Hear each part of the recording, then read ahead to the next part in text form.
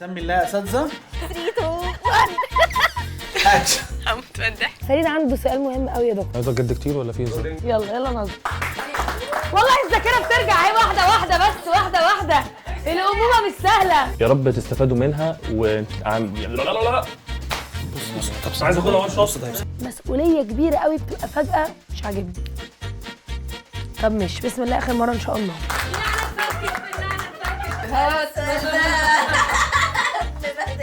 نادية بقى عشان هتموت. هنقلب بقى. انا بصي ولا لا هعيط. هو يا عم في ايه يا عم بهزر. مود مقفول كده. بس go around them. انت يا لينا بطلي يلا ده الكلام. بطلوا عيط بطلوا بحبكم قوي. لاف يو يا لينا.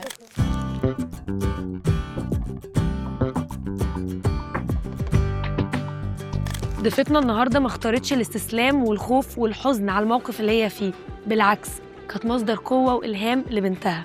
ضيفتنا النهارده النجمه يسرا اللوزي اللي جايه هنا علشان تكون مصدر الهام وطاقه لكل الامهات علشان نشجعكم ان انتم ما تستسلموش وحضنكم قوه لعيالكم. هلو، هاي. مبسوطه قوي انك معانا كمان النهارده. متحمسه جدا.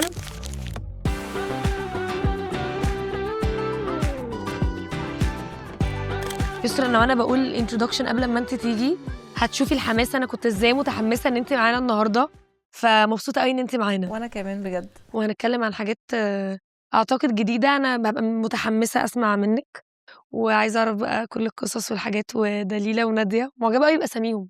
مين بجد؟ اختار الاسامي؟ لا يعني هي جت كده. هو انا مبدئيا ما بحبش الاسامي الجديده اوكي اللي هي بقى اللي فيها الافتكاسات العجيبه. مش هقول امثله عشان الناس هتزعل، اوكي بس انت فاهمه قصدي. فاهمك قوي. بحب الحاجات القديمه أنا بقى. مسمية فريد، أمينة، فأنا- دليله، فريده، الاسامي بتاعت جيل الجداد ده. اوكي كنا متفقين برضو ان انا مش هسمي على اسم اي حد في اي عيله. ما فيش. بس ده حلو برضه، ده قرار حلو. ف بصراحة في واحدة يعني صاحبة والدتي زي خالتي يعني جابت لنا كتاب الأسماء العربية ومعانيها. فكنا كل يوم بالليل نقعد كده على الكنبة أو في السرير نقعد نقرا الأسامي. طبعا ضحك هستيري. في بقى حاجات بقى عمرنا ما سمعنا عنها. مش عارف حاجات إيه. قد كتاب قد كده ونقرا كل الأسامي. وبعدين حاجة نقطة مهمة، أنا ما بقاش عارفة ولد ولا بنت وببقى مش عايزة أعرف. لا أنا لحد ما تولدي. أيوة أنا بحب المفاجأة بتاعت الأفلام الأبيض والأسود بتاعت مبروك جالك بنت أو مبروك جالك ولد. لا بتهزري. والله يسرا في طب المرتين. والتحضير مفيش تحضير ايه يعني ده قصدي لحد من 30 سنه ما كانش حد بيبقى عارف. صح يعني بصي الانسان إيه عايش ده؟ بس بقاله دي كام سنه. حاجه تحفه. مش مهم خالص نعرف على فكره، احنا بس اللي معقدين. عادي الحاجات الاوضه بيج عادي زي ها. اوضتي بالظبط مفيش اي حاجه. لبس نيوترال عادي. واصلا ولا فاهمين لا بينك ولا بيبي بلو مش ولا فارقة. اخضر ولا يعني مش فارقه، دي كلها ايه ده. حاجات. بس فاجئتيني. كلها حاجات تجاريه عشان فلوس. ها. بس في الواقع انت مش محتاجه تعرفي. ما مسكتوا كناش. الكتاب بقى. فبنقرا اولاد وبنات ها. عشان احنا مش عارفين ولد ولا بنت. اوكي فمعانا بقى شهور عمالين نقرا فيهم. فكان علق معانا اسم دليلة عديناه كده، بس لما جه ولحظتها بقى خلاص رجعنا له تاني. يعني احنا ما كناش مدركين ان هو اثر فينا احنا الاثنين.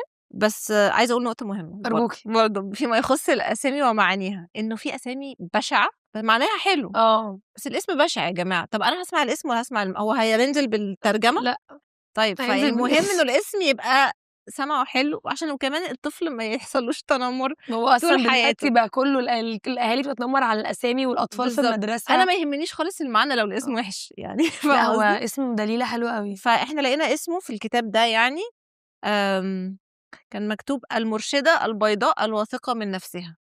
فالمرشدة بمعنى يعني هي مؤنث دليل، يعني دليل اللي بيدلك. فدليلة يعني مؤنث كلمة دليل، فالمرشدة يعني.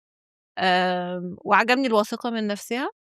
وسبحان الله بعد كل القصة اللي احنا عارفينها دي بتاعت السمع طلعت هي الدليلة المرشدة فعلا. يعني هي اللي دلتنا على طريق تاني طبعا. غير اللي احنا كنا متخيلينه. وهي يعني فاهمة، فطلعت فعلا اسم على مسمى. وان فعلا الطفل بياخد نصيب من اسمه. دي حاجه صح قوي. انا كنت بختار بقى ما بين دليلة ونادية وسلمى وليلى.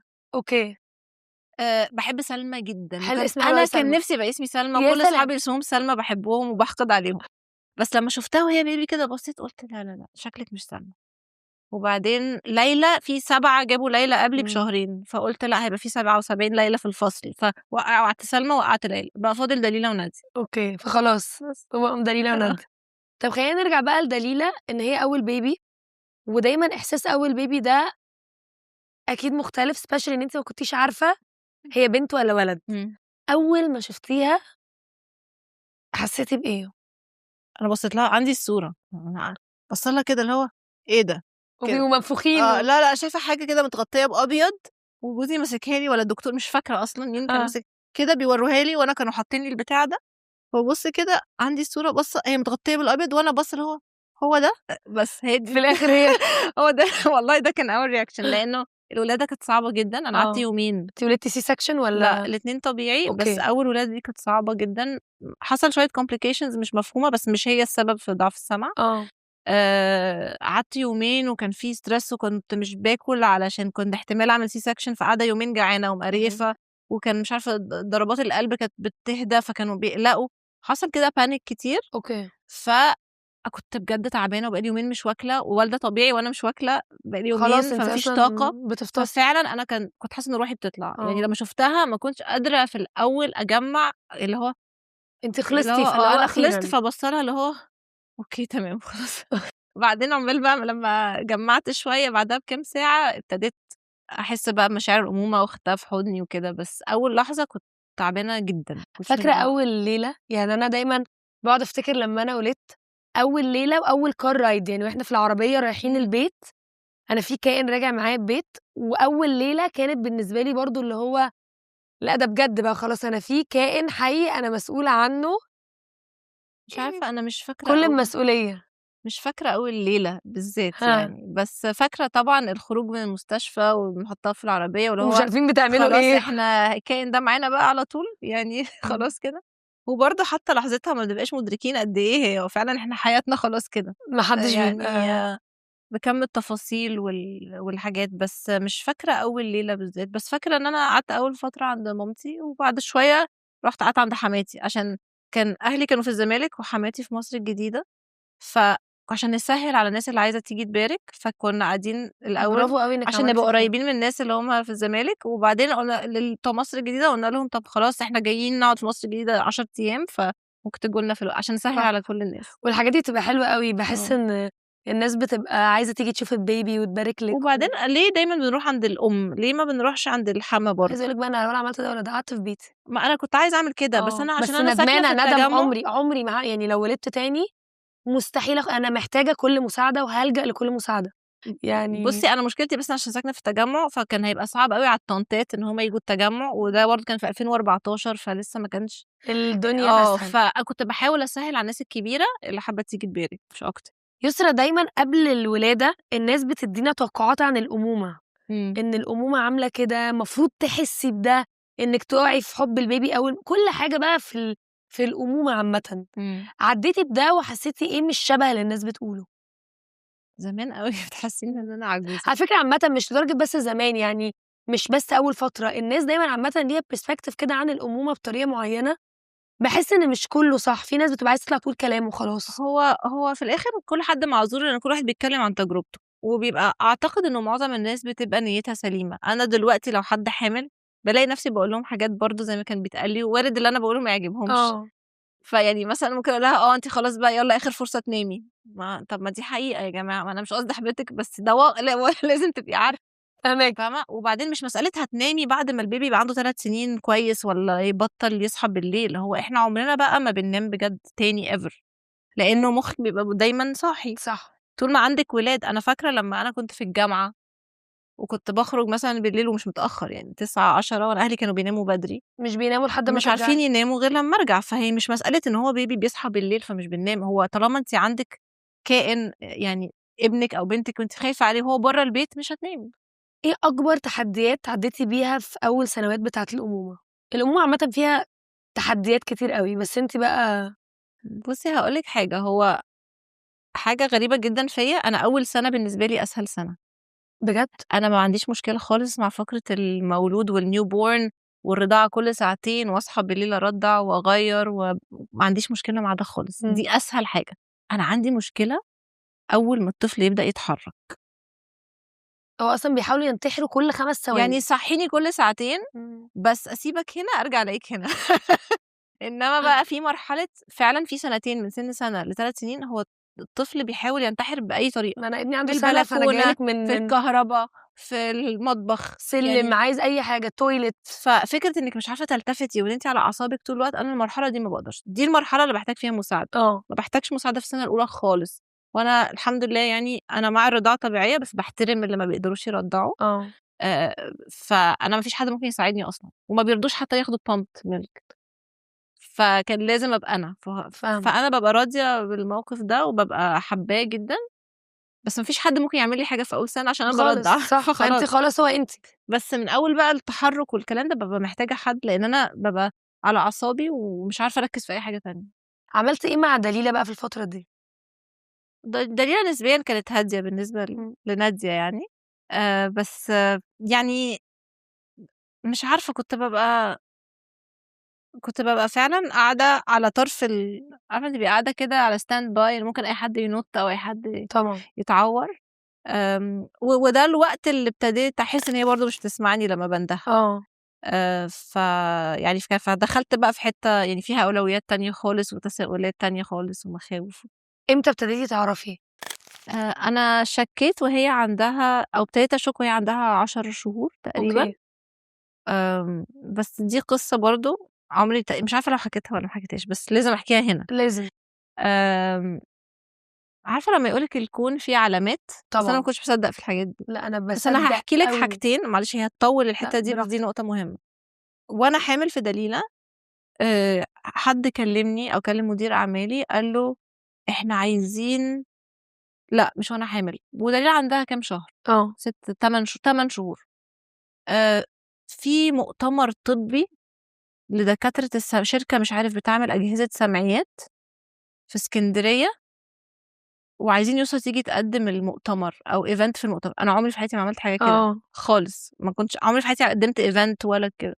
فاستغربت يعني ليه أنا أقدم مؤتمر طبي؟ فسألت قلت لهم يعني ليه؟ قالوا لي عشان بتتكلمي فرنساوي وإنجليزي وعربي، في دكاترة من كذا بلد، فتقدري هيعملوا كده أمسية فن، هيطلعوهم يسألوهم أسئلة على المسرح الدكاترة وكده وغريبة من قوي ان بلاد هي عن العالم. السما. استني بس. فايه عملت اليوم ده ورحت معاهم اتعشيت يوميها، وبعدين قعدت على ترابيزه مع اكبر دكاتره سمعيات في العالم وانف واذن وكده. فتعرفت على دكتور بلجيكي، راجل كبير يعني مش صغير، وقعد يحكي لي ان هو اول واحد عمل زراعه قوقعه، وانا ما كنتش فاهمه ده ايه. واتكلمنا في حاجات تانية خالص، في الادب وفي الفن وفي الموسيقى الكلاسيكيه، يعني بقينا اصحاب. بس واليوم خلص، وانا رجعت تاني يوم بقى الصبح بقول لجوزي: تفتكر دليلة بتسمع؟ والله تاني يوم، هي دليلة كان عندها ساعتها 8 شهور وما كنتش شاكة في حاجة، بس ما تفهميش ليه أنا paranoid برضه. هو انت وقتها ما كانوش بيعملوا اختبار السمع؟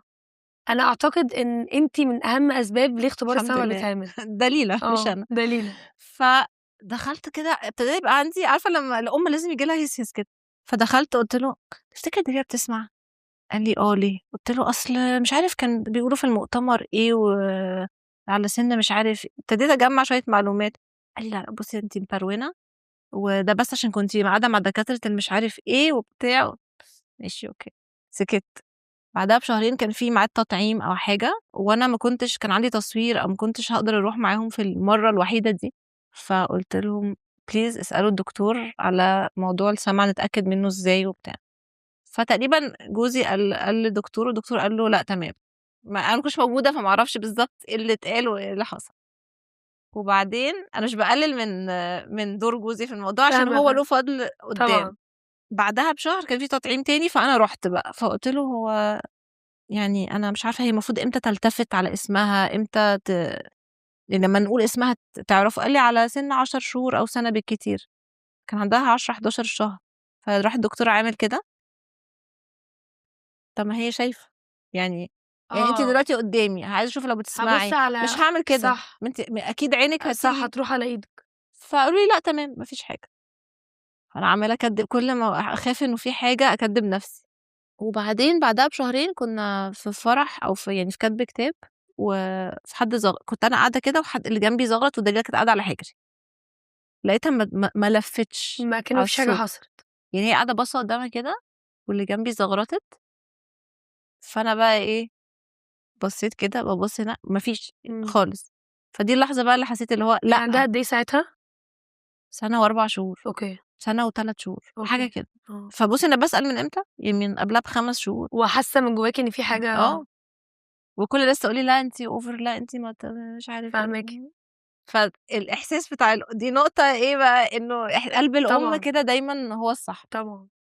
بدليل إنه الأم بتبقى عارفة العياطة دي بتاعة الجوع والّا بتاعة النوم والّا بتاعة الوجع والّا ولا تسنين ما حدش ولا. تاني بيبقى عارف. صح. رُحنا بقى وابتدينا بقى مرحلة الtests والمش عارف إيه، وعملنا الاختبار الأولاني وطلعت النتيجة مش حلوة، فقُلنا نعمله تاني عند حد تاني عشان نتأكد، ودخلنا بقى في القصة الطويلة دي. بُصّي هاسألِك على حاجة، لإن أنا عارفة إن في أمهات كتير أوي هتشوفنا بتعدّي بنفس المرحلة دي مع أولادها، اتصرّفتِ إزاي أول ما عرفتِ؟ بُصّي أنا مش فاكرة، بس ها، عايزة أقول لِك بس حاجة كمان في القصة اللي فاتت، قولي أنا لي. آسفة، عشان لا، لأ أقول لِك براحتك على خالص. العلامات، افتكرت علامة تانية، فدي علامة أنا ليه رُحت أقدّم مؤتمر طبي عن السمعيات، طبعًا، مش عن إن أي حاجة ربنا باعت تانية، لِك sign إنِّك ده أول حاجة. تاخدي بالِك من ده. تاني حاجة وأنا قبلها وأنا حامل في دليلة في الشهر الخامس، كنت طالعة مع أستاذة منى الشاذلي في حلقة عادية جدًا، وما كنتش قايلة إن أنا حامل، كنت آه، لسه في الخامس ولبست بلوزة واسعة وما كانش باين، أوكي، و في نفس الحلقة أنتِ عارفة بيبقى عندها كذا فقرة، آه، كان عندها قبلي أو بعدي منتخب مصري بتاع كرة القدم بتاع الصُم، تمام؟ فهي كانت عارفة أو إن كانوا عارفين إن أنا بالعب كورة ومش عارف إيه، فقالوا لي: "ممكن بعد الحلقة نروح نصوّر في الملعب بتاع المدينة، بس ماتش كده تلعبي معاهم وبتاع." فأنا ما قُلتش إن أنا حامل، فقُلت لهم: "أوكي." وبعدين طبعًا يوميها وأنا هناك قُلت لها في ودنها أستاذة منى، قُلت إمم، لها: "عايزة بس المُدرب بتاعهم كان بيكلمهم بالإشارة، آه، يقول لهم بس إن أنا حامل، فبالراحة عشان أنا مش قايلة لحد لسه، حتى ما قُلناش في البرنامج ولا أي حاجة." إمم، فأنا اتعرّفت على على منتخب الكورة بتاع الصُم وضعاف السمع، ولعبت معاهم وكل حاجة وأنا حامل في الدقيقة في الخامس، فالحلقة بالصدفة اللي أنا طالعة فيها كان فيها المنتخب ده بالذات، وموضوع المؤتمر، فالاتنين مع بعض، فلمّا بارجع أبُص باقول يعني كان في كان في كده signs. علامات صح، صغيّرة، صح. بس أول حاجة عملتها لمّا إيه بقى، لمّا عرفت لمّا عرفتِ ساعات باحس إن الأمهات دايمًا بيبقى عندهم إحنا مشاعرنا يعني، فأنتِ دايمًا مشاعرِك بتبقى في كل حتة ومش عارفة تتصرّفي إزاي وتبتدي منين وعملتِ إيه ساعتها؟ وبصراحة لمّا أول اختبار طلع إحنا يعني خلاص إحنا شِبه متأكدين، بس كنا يعني عايزين نتأكد 100% قبل ما نعرف هنعمل الخطوة اللي بعد كده. لمّا كانوا رايحين يعملوا لمّا راحوا ما هو برضه إيه بقى التصوير، كنت باصوّر مسلسل بنات سوبرمان، هو آه، كوميدي، يعني أنا ما باعملش كوميدي كتير، هو كوميدي. حظِك. واليوم ده كان عندي تصوير، اللي هو بتاع التيست التاني، فرُحت مع باباها، عملوا التيست، فأنا كلّمته قبل ما أنزل التصوير على طول، ألو هي ما بتسمعش، هو أنا بنتي من غير ما أسأل، هو أنا بنتي ما بتسمعش بنسبة كام في المِيّة؟ يعني أنا عارفة، أنا مش باسأل لو بتسمع والّا ما أنتِ بتسمعش، عايزة تعرفي عايزة أعرف percentage. بقى إحنا في أنهي مرحلة. فقال لي: "لأ الدكتور." طبعًا الدكاترة بيحاولوا يهوّنوا الموضوع، فما بيقولوش الحقيقة كاملة، بس الreport لو حد بيفهم موجود. موجود. فعرفت على طول ونزلت أمثّل كوميدي في نفس في نفس اليوم، شغل. وأعمل المشهد الكوميدي وأخش الكرفانة أعيّط وأطلع أعمل كوميدي وأخش الكرفانة، كان يوم صعب أوي. إمم. آمم، بس هنا بقى يعني باباها لعب دور كبير أوي. لسه هاسألِك لمّا دايمًا بيبقى في مشكلة في البيت أو مشكلة عامةً، دايمًا الزوج الpartner بيكون ليه أيوه. دور كبير أوي، لإن هو أنتم اللي مع بعض. أنا كنت خايفة أوي من العملية، إمم، العملية مرعبة، إمم. وكنت خايفة إن أنا أدخّل طفلة عندها سَنة أدّيها بِنج كُلّي ما أعرفش مش عارف كام ساعة، ونفتح راسها ونحط موضوع يخوّف. طبعًا. فكنت بيني وبين نفسي باقول طَب أنا خلاص it's okay، يعني أنا تمام، أنا ما عنديش مشكلة يعني إن هي عندها مشكلة في السمع، هنتعلّم لغة الإشارة وهنعمل وهنسوي، وابتدينا فعلًا يعني عشان برضه هي تقدر تعبّر تcommunicate عن تقدروا إن أنتم نفسها تتواصلوا مع بعض. ونفهمها، وأنا راضية، يعني أنا عندي نعمة دلوقتي أنا مش عايزة أضحّي بيها أو مش عايزة آخُد risk إن أنا أضحّي بيها، فأنا مش عايزة آخُد الrisk، يعني شايفة إنه فأنتِ كان بالنسبة لِك إن أنا أفضل أفضل كده. بس ما أعملش العملية عشان قلقانة، فاهماكِ، متفهمة جدًا. هو بقى مش ضغط، بس كان شايف إنه مهم، وإحنا برضه للأسف في مصر ما فيش الوعي بتاع لغة يعني في دول تانية في community وبيبقى في مجتمع كامل مهم جدًا بيتعامل طبعًا. بالإشارة، وبيبقى بيتشاف بطريقة مختلفة عن هنا للأسف عشان التوعية.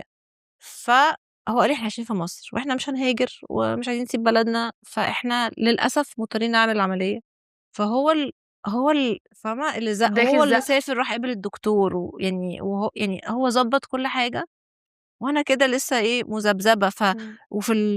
في ضعف السمع الوقت مهم قوي، يعني إحنا اوريدي مش مكتشفين بدري. بجد لأنه ما كنتش عارفة قصة الوقت. الوقت مهم ليه بقى؟ لأن انت في حاجة اسمها العمر السمعي، يعني انت بتسمعي من بقالك قد ايه. اه والبيبي بيسمع من وهو 4 أو 5 شهور جوه بطن مامته، اوكي فبيبدأ عمره السمعي قبل ما يتولد ب4 5 شهور، فهو مولود اوريدي عمره السمعي 4 شهور. اوكي فهو حتى لو بيتكلم بعد سنة أو سنتين أو 3، هو المخ في جزء من المخ بيستقبل ذبذبات وبيستقبل اللغة وبيستقبل أصوات، فالجزء من المخ ده شغال اوكي وبيتطور تمام عشان بيخش له داتا. فانت لو الجزء ده ما بيخشلوش حاجة خالص بعد شوية بيموت. اوكي مش حتى لو اديتيله بعدين مش هيستقبل أو مش هيستوعب بنفس الجودة. اوكي فبالتالي انت لو ما استقبلش كويس مش هيقدر يتكلم. اه عشان كده وده مش بيبقى غلاسة، التأمين الصحي مش بس في مصر، في كل دول العالم دايما بيريكومند انه عملية زراعة القوقعة تتعمل قبل سن 3 سنين، كل ما بدري كل ما أحسن. فهمت. دلوقتي بيعملوها أصغر من سنة برضه. اوكي عشان انت دلوقتي لما تعمل يعني مثلا في حالة دليلة احنا عملناها وهي عندها 1 و9 شهور، اوكي فهي كده متأخرة سنتين، يعني عمرها السمعي 0 اه وهي عندها سنتين عمرها السمعي 0. اوكي فانت عندك فجوة قد ايه لازم تلحقيها عشان تبقى كبيرة. زي بقية الولاد اللي في سنها. عندك سنتين جاب لازم تجري في اللغة عشان تحصليها عشان تبقى قد اللي في سنها. زيهم.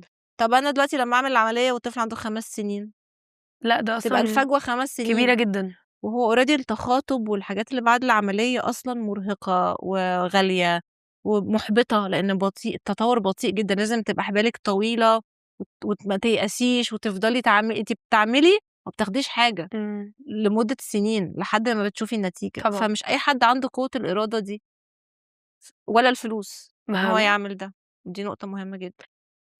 عملتوا العملية. عملنا العملية وابتدينا تخاطب بعدها ب3 شهور، وقعدنا بقى نشتغل انتنسيف جدا علشان نقلل الفجوة دي عشان نوصل لمرحلة ان هي تقدر تخش مدرسة. وقدرتوا عملتوها. اوحش مرحلة اللي هي واحنا بنعمل تخاطب بقالنا سنة سنتين وشايفين ان هي مش بتتكلم زي بقية الاطفال اللي في سنها، وفي ملاحظة شك اللي هو طب احنا هنروح المدرسة هنتقبل في مدارس ولا لا، وهل احنا اللي عملناه صح ولا لا، ولا مش هنلاقي مدرسة هنا هنضطر نهاجر. ما هو ضغط برضو. مفيش طب مدارس. ازاي كنتوا بتتعاملوا مع بعض كأنتوا؟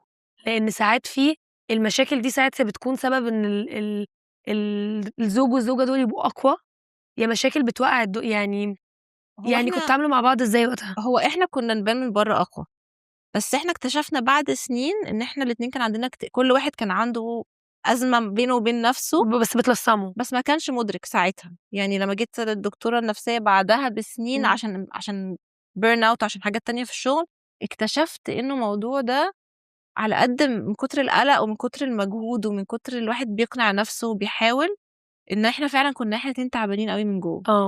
الناس عامة انت بعد كده ابتديتي خلاص تتكلمي في الموضوع والناس ابتدت تعرف وكده. انا دايما بشوف ان الناس نوعين، نوع بيبقى سبورتيف قوي وبيبقى معاكي وكده، وفي نوع بيبقى دايما قاسي بدون سبب. يعني انا دايما بحس ان هما بيبقوا مش فاهمين. هل انت قابلتي النوع ده من الناس اللي هي ممكن يكتبوا لك كومنتس ممكن ليه علاقة بالموضوع ده؟ كنت بتتعاملي معاه ازاي؟ الكومنتس بصي انا الكومنتس دايما بحاول ارد بأدب واحط الشخص في مكانه يعني احرجه بذوقي واطلع هو اللي شكله وحش، ولما ده بيحصل بلاقي بقيه الناس بقى طبعا يعني بتكمل عليه طبعا. ولو كومنت انا ما شفتوش الناس برضو بتدافع. مش عارفه، حاسه انه بقى مؤخرا في شويه وعي اكتر بكتير بالناس اللي عندها احتياجات مختلفه. بس لسه مش كفايه خالص. صح. انا بقولك انا عارفه يعني انا يوم ما ولدت فكانوا بيعملوا الفريد اختبار السمع، فجت واحنا قاعدين في الاوضه فكلهم كانوا بيتكلموا عليكي وان انت قد ايه من اكبر الاسباب او اذا ما كانش السبب الاساسي ان ده يحصل. فمن ساعتها حماتي قاعده اللي هو كلنا بقى بندعي لك بقى، فاللي هو ان بجد انت دليله حبيبه قلبنا غيرت يعني غيرت حاجه كبيره قوي. ما هي كانت فعلًا حاجة صدمتني إنه أنا يعني أنا حد أهو يعني الحمد لله متعلمة كويس، باعرف أقرا لغات، باروح لأحسن دكاترة، أنا عندي اتكلمتي في القدرة دي، الموضوع. أنا عندي القدرة دي، ورغم كده ما حدش جاب لي سيرة ولا أنا شُفت ولا خبطت في موضوع اختبار السمع. فأنا لمّا حصل لي كده حسيت إنه أولًا أنا كنت لايصة لوحدي، أنا ما لقيتش حد عنده نفس التجربة يحكي لي أو ينصحني أو يقول لي اعملي أو عنده كذا أي خبرة. أو كمّلي أو هتحسّي بكذا بس كمّلي. أنا عملت كل ده، إحنا عملنا كل ده لوحدنا. فأنا حسيت إنه طَب في ناس ما عندهاش نفس الresources اللي عندي، ما تقدرش توصل للمعلومات أو للدكاترة أو كده. فحسيت إن أنا دوري إن أنا أستعمل السوشيال ميديا والبرامج إن أنا أقول للناس يا جماعة اعملوا تيست السمع، يعني لإنه بعد كده كل ما الفجوة هتزيد، كل ما الموضوع كل ما بيصعب. الموضوع هيبقى مُحبِط للعيلة وهيبقى مُكلِّف أكتر وهيبقى مُحبِط للطفل. فحسيت إنه ده حاجة لازم تتعمل. عشان كده كنت شايفة إنه الاختبار السمع اللي هو بتاع الولادة ده، وبعدين هو إجباري في معظم بلاد العالم. يعني أنا حاسة إن أنا عايزة أقول لِك شكرًا أوي إن أنتِ عملتِ كده عشان خاطر لمّا شكرًا حد دليلة والله لأ، مش شكرًا أنا. دليلة فعلًا. آه. إمتى اتعلمتِ لغة الإشارة وفرقت معاكم في التعامل؟ ما هو إحنا بقى لمّا بصينا أونلاين كتير لقينا إنه أصلًا مؤخرًا في الدول المتقدمة بيعملوا إيه، حتى لو الطفل ما عندوش مشكلة بيعلموه في حاجة اسمها baby sign language. زي بتاعة Miss Rachel اللي هي تقعد تقول لها حاجات كده. milk مش عارفة إيه ليه؟ عشان الطفل أنتِ عارفة هو لمّا بيقعد يزعّق ويزمزق وما بتبقيش فاهمة ماله، في سِن بقى بعد 6 شهور، 8 شهور بيبقى لسه مش عارف يتكلم، صح. مش عارف يعبّر عن نَفْسه. فلمّا تعلّميه إشارات معيّنة بتاعة بس مثلًا هنا بيوجعني أو أنا جعان أو أنا عطشان أو في حاجات اللي هي هو البسيطة أصلًا أوي. دلوقتي معظم الحاجات بتاعة الأطفال دايمًا اللي بيغني بيبقى بيعمل sign بالضبط. language عشان زي ما أنتِ بتقولي مهم أوي إن هم فده بيسهّل التواصل ما بين الأهل والطفل. فإحنا أصلًا آآ لقينا في حد من صحابنا بالصدفة كانت دارسة British sign language، وإحنا للأسف اضطرينا نعمل إنجليزي علشان تروح مدرسة إنجليزي، عشان للأسف ما فيش مدرسة عربي أكيد هتبقى بالمستوى اللي إحنا عايزين نعلّمها بيه للأسف. طبعًا. أنا مش من الناس وأنا زعلانة جدًا، يعني أنا بابقى زعلانة إن أنا دليلة ما بتتكلمش عربي كويس. يعني بس دي حاجة بجد حصلت غصبٍ عننا، لإن إحنا كان لازم كان في فجوة سنتين 3 وكان لازم نلحق وساعتها بتختاروا نعلّمها لغة لغة. واحدة لازم لازم نعمل speech بلغة واحدة، بالتخاطب بلغة واحدة في الأول. ما ينفعش يعني already الطفل متأخر وأنتِ عمّالة تتسائلي أصلًا هيتعلم يتكلم والّا لأ، هتقومي مدخّلة له لغتين. ما ينفعش. ده في أطفال ما عندهاش مشاكل وبيبقى ما صعب بيعرفوش تدخّلهم أصلًا لغتين، صعب. فكان لازم نركّز في لغة واحدة. فعشان ما ينفعش إن أنا أبقى باتكلم لغة أو باقرا شفايف بلغة وباsign بلغة تانية. يعني فأنتم كان لازم British تعلموا. sign language عشان هي آه. بتتكلم إنجليزي، عشان أوكي. ده بيكمّل ده. أوكي. عشان الsign language مش بس بالإيد، هو كمان الexpressions بتاعة بتاعة الوِش الوش. وحركة البُق، يعني هو بيبقى كلّه بيكمّل بعضه. إمم. فصاحبتنا دي دارسة British sign language فابتدت تعلّمنا. وفي وقت وهي عندها سَنة ونُص، سنتين، سنتين ونُص، في السِن ده اللي هو بقية أصحابها اللي قدّها لسه ما بيعرفوش برضه يتكلّموا. في السِن ده هي كانت متعاملة جدًا مع الأطفال وكان عندها صحاب وكانت منطلقة في السِن اللي مش محتاج كلام. وactually بقى هي كان الvocabulary بتاعها ويعني كان عندها بتعرف تعبّر عن نَفْسها بالإشارة أحسن من الأطفال التانيين اللي اللي بتتكلم. عشان هُم كانوا لسه ما يعرفوش يتكلّموا. هُم كانوا بيبقى عندهم مثلًا frustration أو مخنوقين مش مُحبطين، عارفين مش عارفين يخرّجوا. يقولوا إيه، ودليلة كانت بتقدر تعبّر عن نَفْسها وتتناقش معانا بلغة الإشارة قبل أصحابها. جه نقطة فاصلة على سِن 3 سنين لمّا كل اللي حواليها ابتدوا يتكلّموا وهي لسه. هنا بقى هي ابتدى ييجي لها anxiety بجد، ابتدت بقى تشد في شعرها، ابتدى ييجي لها حاجات بقى عصبية، لإن هي بقت حاسة إنه كل اللي حواليها هي مش فاهمة. مش ملحّقة. فدول كان سنتين من 3 ل5 دول كانوا صعبين جدًا علينا وعليها. وبعد كده بقى حصل إيه؟ ابتدت بقى اللغة تيجي، فابتدت تتحسّن، فابتدت الناس برضه تفهمها. هو في الأول كنا إحنا بس اللي نفهمها. شوية، شوية أصحابنا يقولوا كل فترة يشوفوها يقولوا على فكرة ابتدينا نفهم شوية اللي دليلة بتقوله. اللي بيشوفونا كل 6 شهور أو سَنة بيحسّوا بتطوّر، فنحس إن إحنا لازم نكمّل. يعني مش عارفة، بس هو موضوع صعب. فاكرة أول مرّة تتكلم معاكِ أو تتواصل معاكِ قالت لكم إيه؟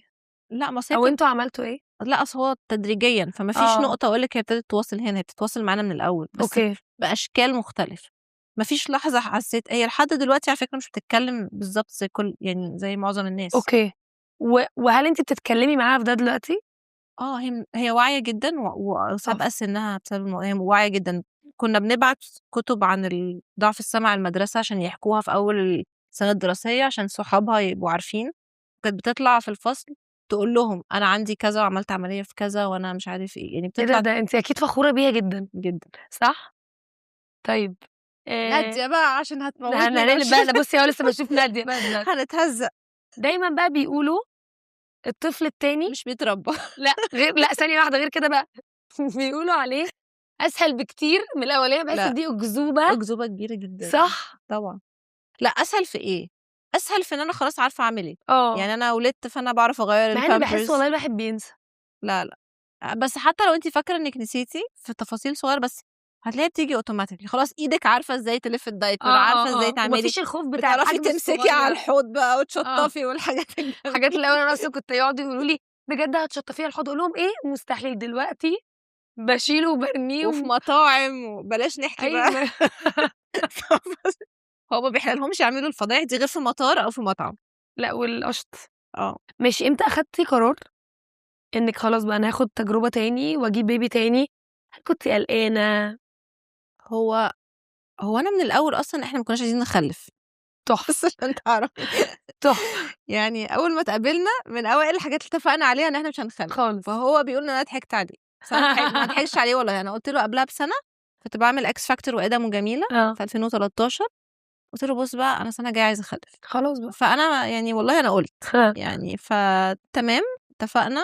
اول طفل الفرق لما بينهم قد ايه؟ ما انا هقول لك لما حصل مشكله دليله انا كان نفسي الفرق يبقى مش كبير قوي. يعني فرق 2.5 3 بالكتير.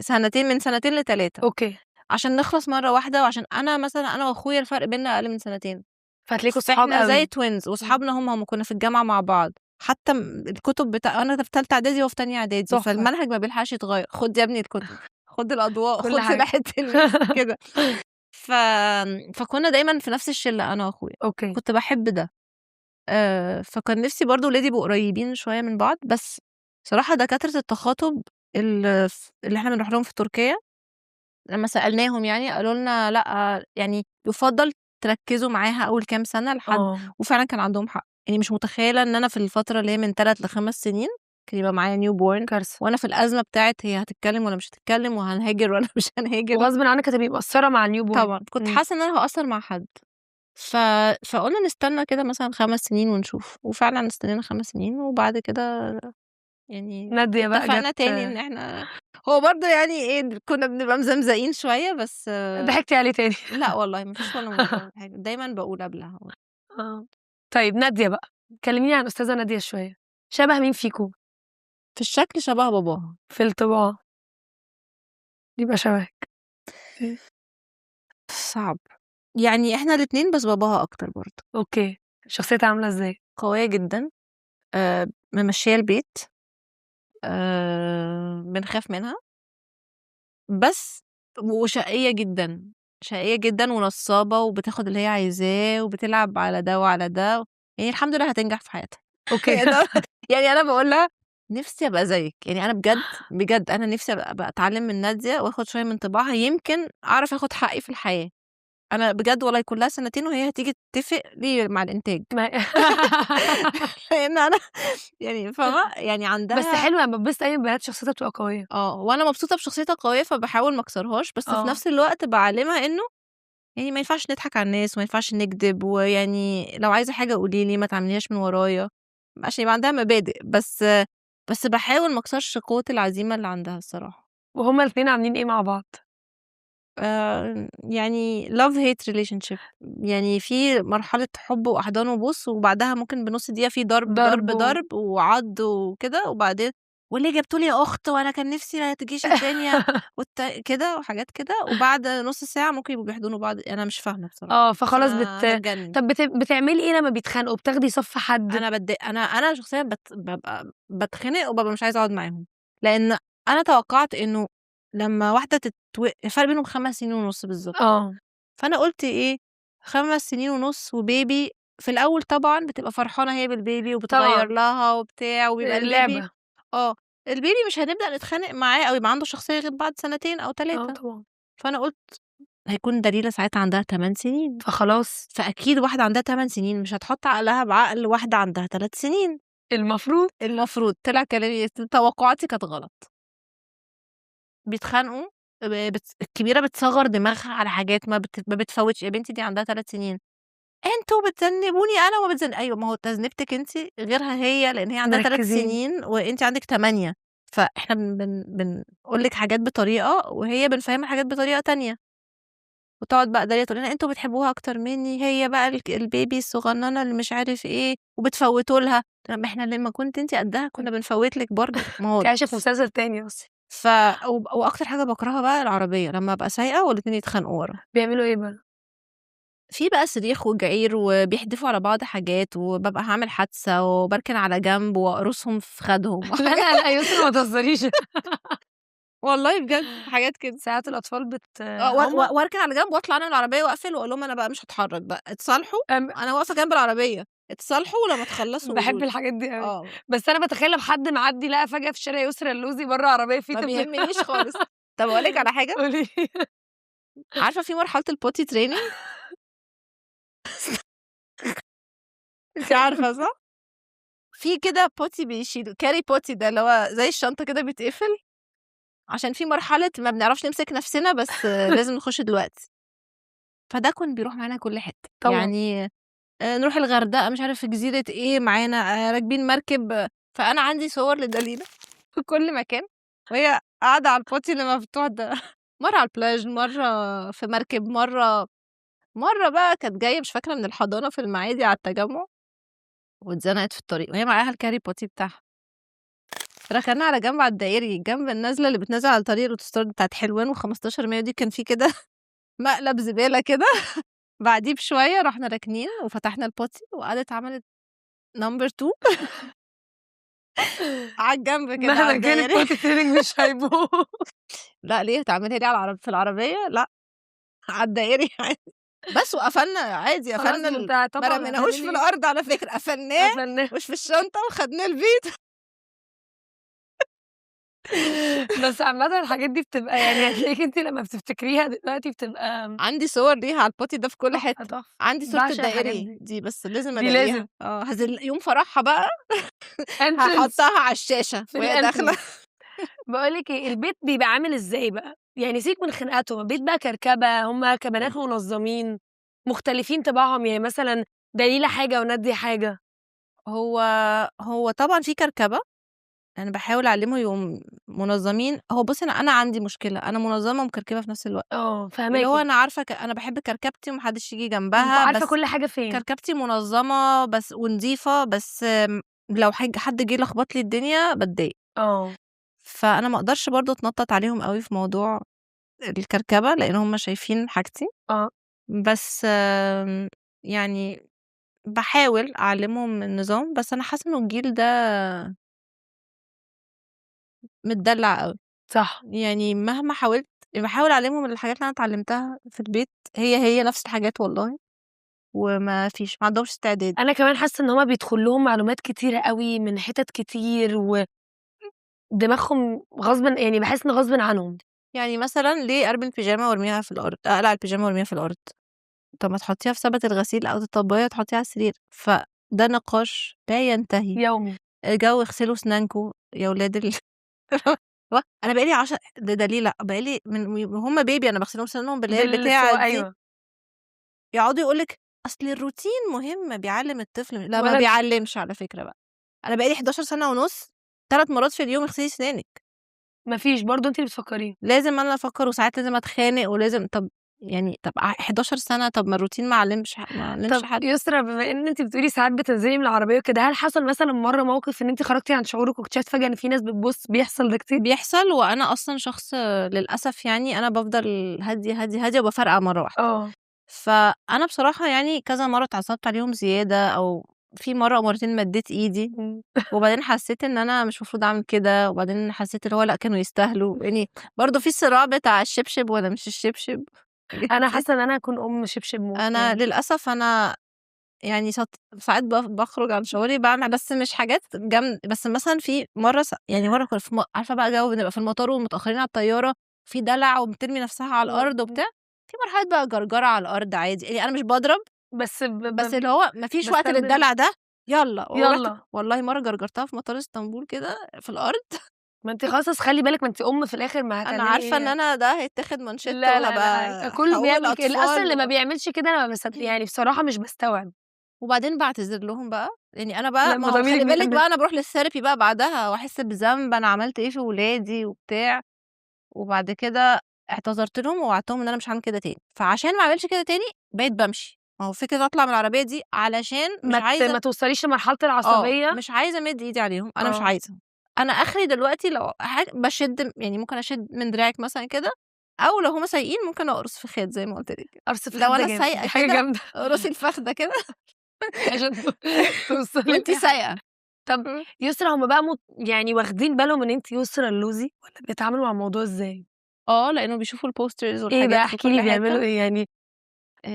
هُم عندهم تناقض، آه. هُم بيكرهوا شغلي وبيحبوه في نفس الوقت، يعني هُم ماما أهي في التلفزيون أو ماما أهي في الشارع، طبعًا دلوقتي عشان الأفيشات موجودة طبعًا. وبالذات يعني كل ما يبقوا أصغر بيبقى الحماس أكتر، نادية بقى ماما جاية يا دلوقتي حبيبة قلبي كده، بقى. وبعدين شوفوا في صورة ماجد الكدواني تقول لي: "جوزِك أهو." أقول لها: "بس جوزي في المسلسل." تقول لي: مصطفى." يعني هي يا متابعة. حبايب قلبي بقى. جوزِك أهو دي. ف هتوديني في داهية. عندهم برضه حتّة لمّا بابقى باشتغل بال20 ساعة طبعًا. وما باشوفهمش أو مسافرة تصوير، في حتّة أنا باكره شغلِك، أنتِ ليه بتشتغلي الشغلانة دي؟ أنا عايزاكِ تسيبي الشغل، اقعدي معانا، أنتِ ما بتقعديش تقطيم بقى تقطيم إحساس بالذنب. هل بقى بس أنتِ أنا تروح المدرسة مامي بقى. أنا مامي بقى معروفة فاللي هو طَب طبعًا. أنتِ عايزة لقطة، ده لقطة. والّا أنتِ عايزة إيه بالضبط؟ صح. طب هل ده عمره أثّر عليكِ؟ يعني دايمًا باحس الأمهات اللي بيبقوا عايزين يشتغلوا ويحققوا حاجة وكده، ال ال الخلفة بتعمل حاجتين، يا بتpush you forward أوي إن أنتِ تبقي عايزة تعملي أكتر عشانهم وكده، وبرضه في حتّة اللي هو ما فكني بقى من كل ده أفضل قاعدة في البيت. أيوه. بتفكّري ساعات في كده؟ طبعًا. دايمًا لمّا باتسأل أنتِ إزاي بتوازني عارفة بتوازني إزاي بين الأمومة باوازن. والشغل؟ باقول لهم أنا مش باوازن، ما فيش أنتِ حد بيوازن. يعني غصبٍ عنِّك هتلاقي فترة حاجة آه. بتيجي على يعني. هو الفكرة كلّها إن أنا باحاول لمّا أبقى بعيدة أوي، إن أنا أحاول أعوّضهم شوية قبل ما أشتغل تاني. فطبعًا تسافروا ده مش كويس للcareer بتاعي، آه. بس أنا باعتبر إنه العيلة أهم حاجة في العالم. صح. يعني مش قادرة أتخيّل إن أنا مش عايزة ولادي لمّا يكبروا يقولوا إحنا وإحنا صغيرين ما كناش بنشوف ماما، أو ماما ما عندناش ذكريات معاها، أو ما كناش فساعات باضطر أضحّي بحاجات، وساعات في حاجات بتبقى حلوة أوي ما أقدرش أضحّي بيها يعني ممكن مثلًا ييجي لي حاجتين ورا بعض أضطر إن أنا أوافق عشان فعلًا حاجة كويسة، آه. بس في وقت باقول لأ، أنا الشهر ده مش هاعمل حاجة وما ولازم تبقي باعملش. معاهم. آه. أوكي. لازم أسألِك عن كان يا مكان إمم. ولام شمسية الاتنين مع بعض، لإن أنتِ الاتنين كنتِ بس أعتقد كنت الاتنين بومة، أمهات. قولي كنت لا بومة. ما أقدرش، ما أقدرش، لأ ما بومة، أقدرش. بومة. بصراحة لام شمسية كان حازز فيّا أكتر شوية من يعني إمم. كان يا مكان ساعات understand إن في ستات ممكن يوصلوا لكده ومن كتر ما هُم ساكتين، فده يعني أنا كنت خالقة لها عُذر ما أعرفش ليه، مع إن هو كان جوزِك مصطفى كان طيب أوي، بس قصدي إن ما بتأثّرش عليكِ بأي حاجة الأدوار الأدوار خالص. لام شمسية ده كان تقيل أوي، يعني مسلسل كان تقيل علينا إحنا كبنتفرّج، أُمّال أنتم اللي شغّالين فيه. أكيد بتأثّر، بس أولًا عايزة أقول لِك إنه يعني برّه المشاهد أجواء التصوير بتبقى حلوة أوي، يعني بصراحة برضه ده ساعد أوي في المسلسلين دول بالذات آه. إنه المخرجين أصحابي والناس في location هادية ولذيذة وبنهزر، يعني بنفُك عن نَفْسنا برضه في وسط الكآبة اللي إحنا بنعملها، بس أكيد بيأثّر فيّا، يعني حتى موضوع المسلسل بيأثّر فيّا، يعني أنا بعد لام شمسية كان عندي بقى اللي هو كل ما نادية بالذات تبقى رايحة أي حتة أو دليلة ابتديت صح؟ أقول لهم حاجات، أنا طبعًا باوعّي كل حد من الأول آه. حسب سِنّه وفهمه، يعني طبعًا دليلة يعني فاهمة أكتر، فباخُش في تفاصيل أكتر وباقدر أستعمل هو ده الصح. مصطلحات أكبر. بس في مرحلة بقى إحنا عندنا trauma من الموضوع، فبقينا كل ما يبقى الطفل في أي حتة نبقى آه. يعني لمّا خلصت لام شمسية يمكن قعدت شهر، مش هاقول لِك بقى إن أنا مزنوقة في شخصية رباب والجو ده، بس كنت حاسة إنه في حاجة تقيلة هنا إمم. على صدري، أكن في حاجة كتماني فاهماكِ. كده، فقعدت شهر مثلًا بعدها اللي هو لحد ما رجعت يعني فرفوشة شوية. كان يا مكان. كان يا مكان برضه يعني أنا بالنسبة لي مسلسل بيطرح حاجة مهمة أوي، أوي. أنا مش شايفة إنه هي لازم يبقى عندها عُذر مُبرر بالورقة والقلم إن هي مش عايزة مش أكمّل. مبسوطة، أيًا كان حد راجل أو ست في أي علاقة، هو لازم يبقى هو داخل العلاقة دي ليه؟ ما هو عشان يبقى سعيد بشكل أو بآخر، صح. فممكن ما يبقاش لو هنمسكها بالورقة والقلم ما يبقاش في سبب له مسمى، إنه بيضربها والّا مش لازم على فكرة، ممكن هو يبقى كويس جدًا وهي كويسة جدًا وكانوا بيحبوا بعض، وهي مش عايزة تكمّل في علاقة، أو هو مش عايز يكمّل في علاقة، ودي حاجة تُحترم إنه هي تيجي تقول كده، أحسن ما تبقى بتكدب على نفسها طبعًا. وعلى شريك حياتها. ففكرة إنه لازم نبرر أو الناس التافهة اللي فاكرة إنه عشان ما قالهاش كل سنة وأنتِ يعني لأ، هو مش ده، هو الفكرة في العيد ميلاد إن هو لحظة ال40 على أساس إنه دي رمزية بقى أزمة منتصف العمر إمم. وكده، بس مش عشان ما قالهاش كل لأ، سنة هو وأنتِ مش عشان كده، طيبة. هو في حاجات كتير. هو بس عشان النقطة دي نقطة فارقة وهي قالت أنا بقى لي 15 سنة ومش عايزة العداد يعِد أكتر من كده، فطبيعي إن هي تقول كده وهي عندها 40 سنة. بس أنا باحترم إنه ممكن أي اتنين اتجوزوا حتى لو هُم لسه كويسين مع بعض، إحنا بنتغيّر، يعني أنا اتجوزت وأنا عندي 23 سنة، يعني السنة دي هيبقوا 18 سنة. ما شاء طب الله. أنا مش نفس الشخص، على فكرة أنا مش نفس الشخص اللي جوزي اتجوزه، وهو مش نفس الشخص اللي صح، أنا هي اتجوزته، بتكبروا مع بعض وبنتغيّر، والضغوطات والحياة. ممكن نتغيّر مش صح. شرط للأوحش، صح. بس نتغيّر كل واحد وفي الآخر بعد التغيير ده نلاقي إن إحنا الاتنين مش نفس الأشخاص أو ومش حد فيكم قادرين فرق يعني خلاص بقت الدماغ مش واحدة. فمش بالضرورة فكرة ده بيحصل كتير أوي آه، بالذات في السن اللي هو النُص التلاتينات إمم، والأربعينات especially لو حد متجوز صغير. فمش لازم يبقى في تبرير أنا باتطلّق ليه عشان عمل كذا والّا هي عملت كذا والّا هو خانها والّا هي لأ، مش عارفة بس حسيت إنه الناس كرهت داليا عشان ده، مع إن هُم المفروض يتضايقوا منها إن هي كانت ودانية وبتسمع كلام أنا ده مامتها. كان اللي مضايقني، ما كنتش متضايقة إن هي سابته، أنا كانت مشكلتي إن هي مش عارفة تبقى شخصيتها قوية مع مامتها بالضبط، وبنتها متبهدلة،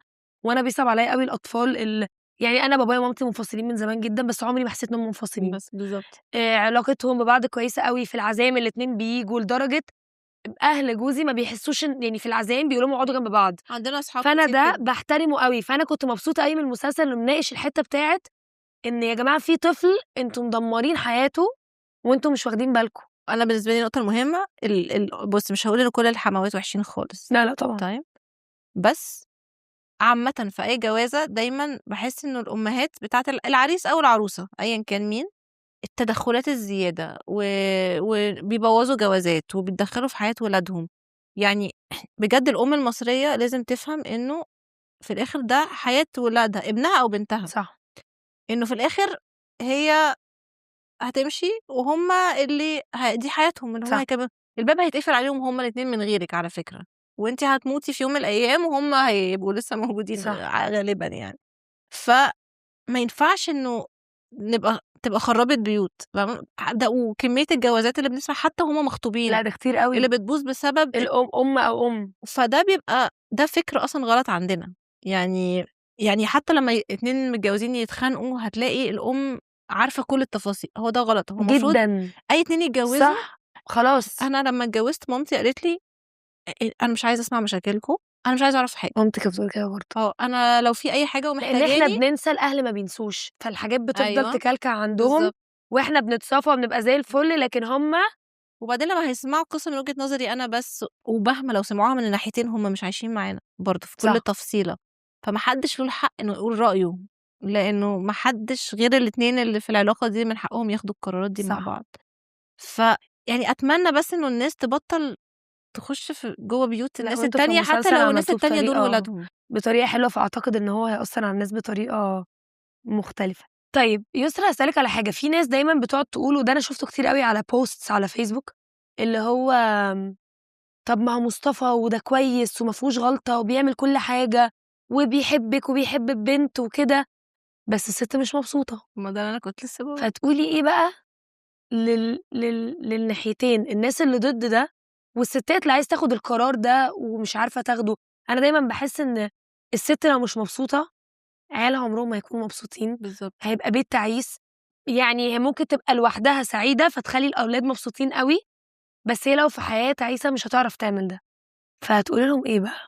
بُصّي، أنا شايفة إنه أصل المشكلة دي كلّها التواصل، إنه لمّا بنخش بقى بعد كام سَنة جواز في حياة روتينية، وناس بتبطّل تستثمر في العلاقة، وعشان نستثمر في العلاقة مش محتاجين فلوس، يعني أي حاجة بسيطة، نخرج نفطر مع بعض إن شاء الله على عربية فول، مش فارقة، ننزل نتمشى مع بعض ونتكلم عن أي حاجة، يعني إن إحنا نحُط وقت. على فكرة ده أنا فاشلة فيه، أنا مش لاحقة أعمله برضه، يعني أنا ده اللي أنا بنحاول نعمله وما بنلحقش. إمم.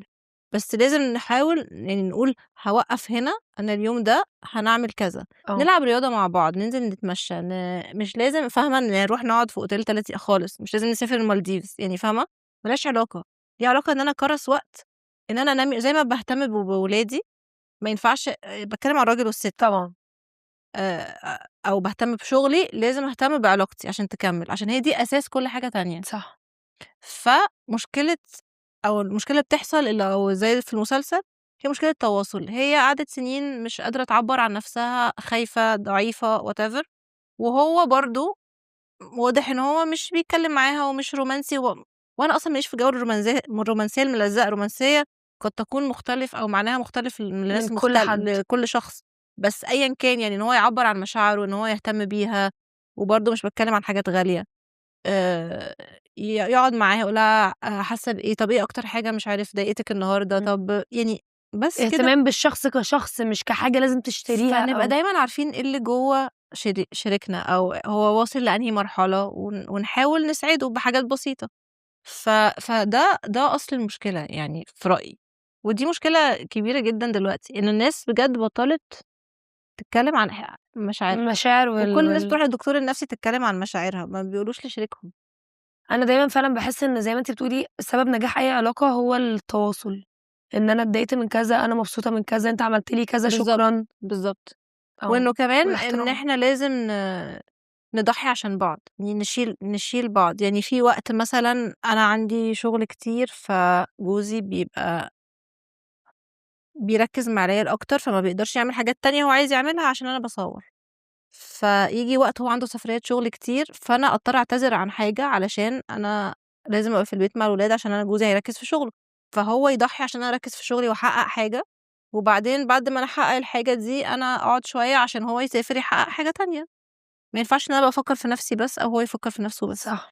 الcompromise ده مش موجود، حاسّة إنه الجيل اللي هو أصغر مننا ده عنده حتّة حقّق أحلامك آه. وحُط ومش مهم خطتك اللي معايا. واهتم بنَفْسك، ماشي، بس لمّا يبقى في شريك أنتم unit واحدة، فلازم تفكّروا إزاي أنتم الاتنين هتطلعوا لقدّام مش واحد بس. صح. بس قُلتِ حاجة صح أوي دلوقتي. نلعب لعبة؟ أمّا جاهزة؟ نشوف. هي لعبة سهلة، أسئلة عادية جدًا. طيب.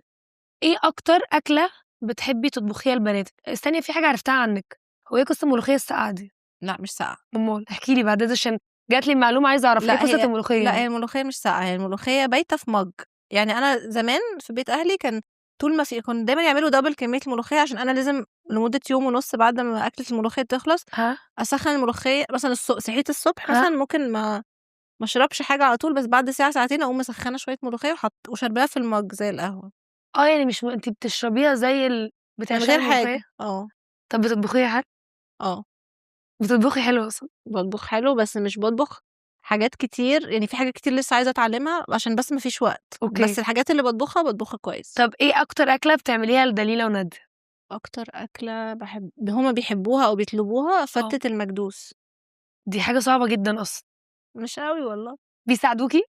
يعني هُم دلوقتي في مرحلة ممكن يخشوا المطبخ يقطّعوا لأ حاجة. في حاجات يعني مثلًا نادية بتحب تقشّر بطاطس. محتاجة أعرف بس إيه الوصفة عشان أبقى أجرّبها في محمد في البيت وأستاذ فريد.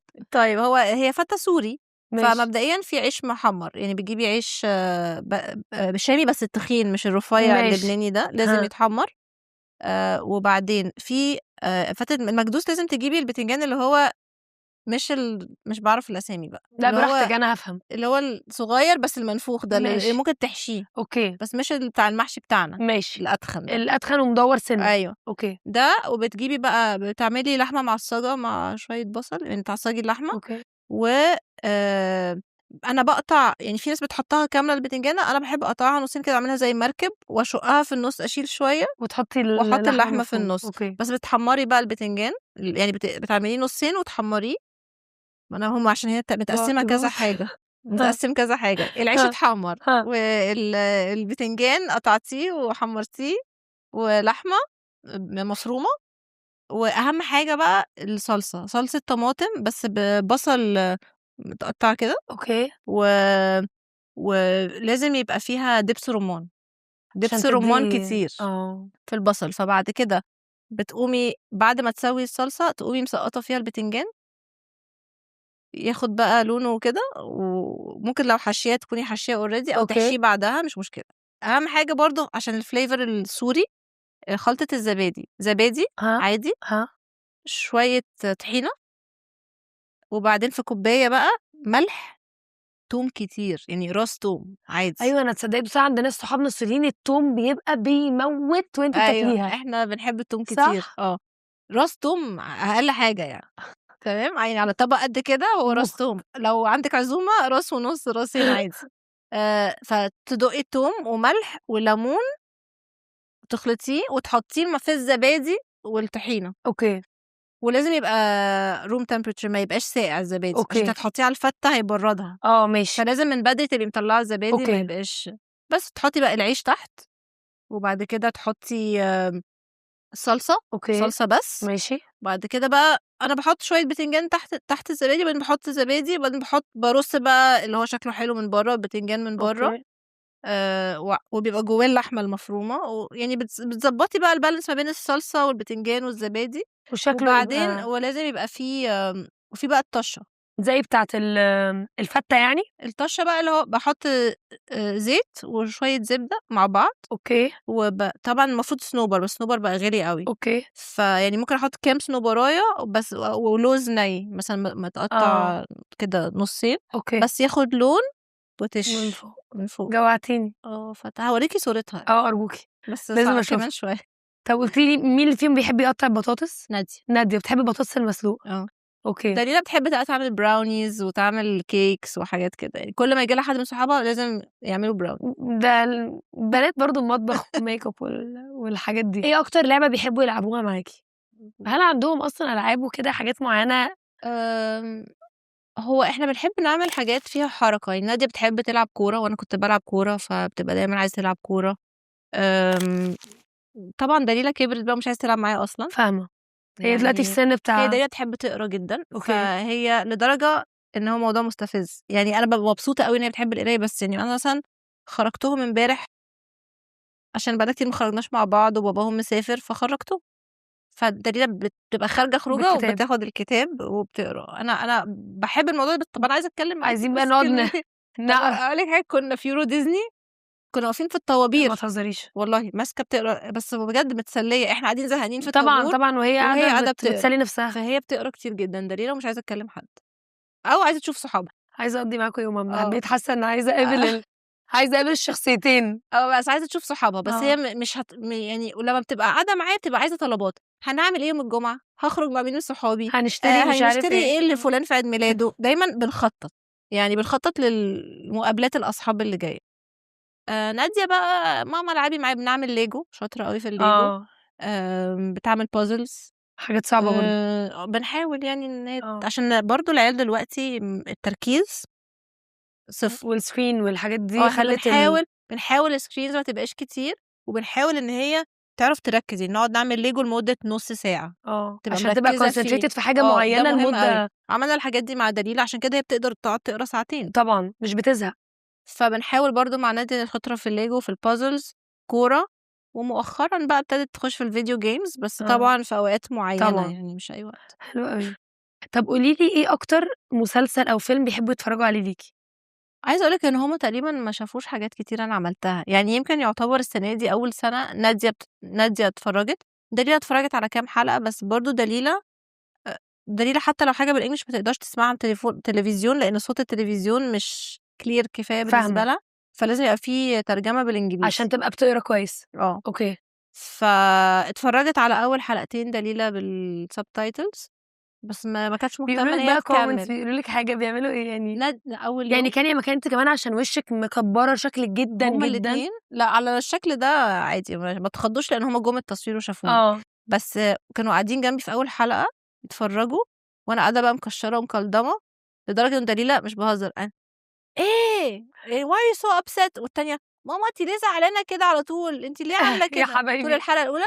في مرحله بقى في قفله الحلقه ها دليله عملت كده، عملت لي انا كده على خلاص الشخصيه بتاعتي، كره خلاص قفلت منها اه فما كملتش المسلسل. ايه ده بس دليله اتخنقت من داليا نادية بقى إيه كل كام يوم تتفرج على حلقة. اللي هو عشان تحاول هو تبين ليه سبتي مش عارف سبتي شلتي مش جوزك. عارف ايه مصطفى، هو ليه مصطفى عمل مش عارف ايه، هي فرح قعدت تسأل أسئلة يعني، يا حبايبي بس ما بجد. شافتش كل الحلقات. لما بتحبي تخرجين بتروحوا فين يعني؟ ايه انت لسه بتقولي لسه خارجين، ليكوا حاجه معينه طقوس معينه بتحبوا تعملوها؟ هو يعني احنا بنحب جدا نروح ناكل كشري. بتحبوا كشري ها؟ ما انتوا بتحبوا التوم فهمت. ده نادية بتحط صلصة كله يعني فهمت. ده ما شايفه بتحطش صلصة طماطم على الكشري، نادية بتحط التوم بس التوم. والبصل بتروحوا والورد. هناك ولا ورد تطلبوه؟ لا هناك بنعمل في البيت ساعات. اوكي بس لا لو انا شخصيا ما بحبش اجيبه في علبة. اوكي انا بحب اروح وتاكلوا اكل هناك هناك، وبعدين بروح نفس المحل اللي انا كنت بروحه من وانا في الجامعه، فكل اللي بيشتغلوا هناك او نصهم خلاص يعني اللي بقى لسه ما اتغيروش، في ناس ما اتغيرتش من 20 سنه، ده هتلاقيهم محضرين فهم كل شافوني من وانا في الجامعه، تحفه. فبنحب جدا ناكل كشري الصراحه. ايه اكتر اغنيه بتحبي تغنيها لهم؟ انا مش هغني. طب ايه الاغنيه ما كانش في يمكن اغني معاكي؟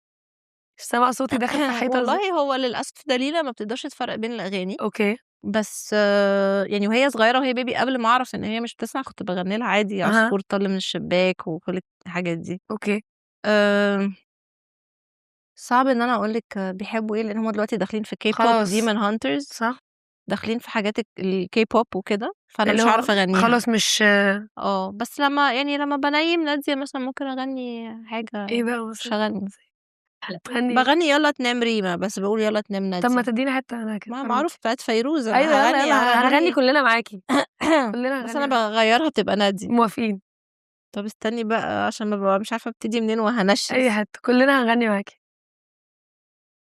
بقولها يلا تنام نادية، يلا يجيها النوم، يلا تحب الصلاة، يلا تحب الصوم، يلا تجيها العافية كل يوم بيوم، يلا تنام لا تبحلى طير الحمام كده يعني. صوتها حلو. لا سقفه يا جماعه، لا في سقفه من انا خلف الكاميرات. انا نشست بس وانا بغني لها بقى بتقولي اعملي لي مساج فلازم وانا بغني اعمل تعملي مساج آه. لازم، هي سيرفيس كامله متكامله. اول حاجه اتبسطت قوي انك كنت معانا النهارده. وانا كمان قبل ما هختم هطلب منك ان انت توجهي رساله لكل الامهات، اوكي؟ دي حاجه مهمه قوي، اللي بيعدوا بفتره صعبه زي اللي انت عديتي بيها ولسه مكمله وعندهم فتره فيها صعاب ومشاكل في حياتهم. هقول انه كل حاجة هتعدي، المشوار ساعات بيبقى صعب والصدمة بتبقى صعبة، بس لازم نفضل يعني نعمل احسن حاجة عندنا لولادنا ولنفسنا. اهم حاجة بقى لنفسنا، عشان احنا لو معرفناش نعمل لنفسنا مش هنعرف نعمل لولادنا. فمهما كان نفسيتي تعبانة او ما عنديش وقت او مضغوطة او حاسة بذنب ان انا مش بعمل كفاية لولادي، لازم، وحتى لو ما عنديش حد يساعدني ان شاء الله اسيبهم مع واحدة صاحبتي اعمل اي حاجة، بس لازم كل فترة اخطف حاجة لنفسي عشان انا يبقى عندي سلام داخلي، عشان اقدر اكمل في الحياة وبطاريتي تفضل مشحونة، عشان لو بطاريتي فضيت مش هعرف اعمل اي حاجة لاي حد. بس شكرا قوي يا يسرا، نورتينا ومبسوطه قوي ان انت كنت بارت اوف لينا كلام تاني. ثانك يو، انا اتبسطت قوي. نسمي الله اساتذه. 3 اكشن. فريد عنده سؤال مهم قوي يا دكتور. عايزه جد كتير ولا في هزار؟ يلا نظر. والله الذاكره بترجع، هي واحده بس واحده. الامومه مش سهله. يا رب تستفادوا منها لا بص طب عايز اخدها وان شوت. مسؤوليه كبيره قوي بتبقى فجاه مش عاجبني. طب مش بسم الله اخر مره ان شاء الله.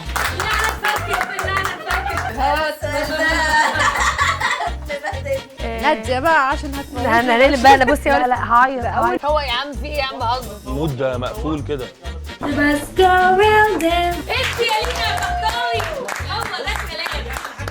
بطلوا عيط بطلوا. بحبكم قوي. لاف يو يا لينا.